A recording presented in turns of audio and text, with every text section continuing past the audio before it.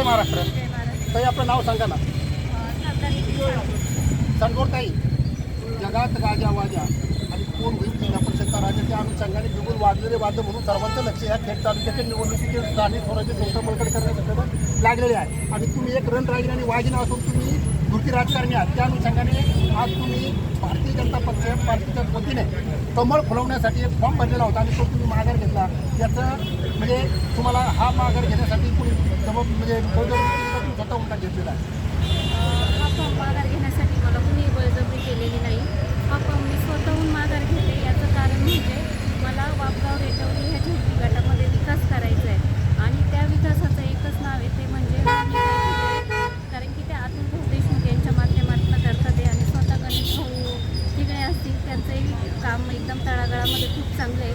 आजही त्यांनी सर्वसामान्य लोकांसाठी खूप कामं केलेली आहेत. राजगुरुनगर बँकेवर असताना त्यांनी खूप साऱ्या लोकांना न्याय दिलेला आहे आणि मला तरी असं वाटतं का जर मी आज रोहिणीताईंच्या मागे उभी राहिले हक्काने त्यांना, कारण की कुठेतरी मतविभागणी पण होत होती, कारण की माझं सांडखोर नावाने म्हणजे माझ्या वाडीमध्ये मतदान जास्त आहे आणि कुठेतरी माझी भाऊकी असेल किंवा माझ्या घरातले लोक असतील किंवा माझे नातेसंबंध असतील तिथे मतविभागणी होत होती आणि त्याचा तोटा निश्चितच गणेश भाऊंना होत होता.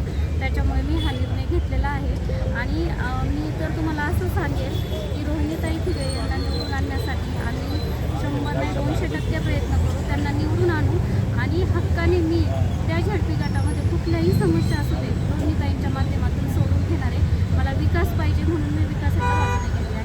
ताई, राजकारणातून समाज करण्यासाठी गरिबाच्या मुळे जाऊन समाजकार्य करण्याचं तुमचं ध्येय आणि मानस आहे आणि त्या अनुषंगाने तुम्ही आज रोहिणीताईंना भरभरून काय केलेलं आहे की पाठिंबा दिलेला आहे. कारण ओळख तुमची साधी सोपी पण तुम्ही साहित्य केली आहात आणि आज हे म्हणजे रोहिणीताई जर उद्या निवडून आल्याच्या नंतर त्या पूर्व भागामध्ये पहिला प्रश्न पाणी, दुसरा प्रश्न रस्ता आणि तिसरा प्रश्न आरोग्याचा चाललेला आहे. त्या अनुषंगाने आपली काय दर्पण आणि काय आपली मानस असणार आहे? आम्ही तर पहिला प्रश्न आहे ना, रस्ता तर चालूच आहे, रस्त्याचं काम तिथे चालूच आहे. प्रामुख्याने आम्ही ना पाणी प्रश्न मार्गी लावू. त्याच्यामध्ये मला सकाळी एक लेटर पण आले. 26 तारखेला आंदोलन घेतात ते कलमोळीचं जे पाणी आहे ते तिकडे जाणार आहे. तर आपलं आझाद मैदानावरती आंदोलन आहे. मला शक्य झालं तर मी त्या आंदोलनात नक्की भाग घेईल. रोहिणीताई इथं काम करतील आणि मी त्या आंदोलनात जाईल.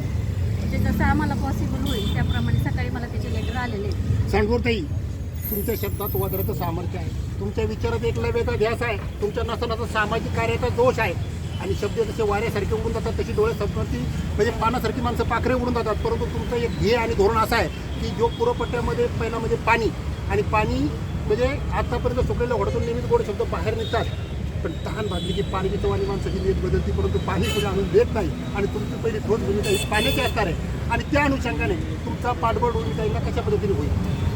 नक्कीच मला जसं जमेल तसा पाठबळ आम्ही तिथे करू.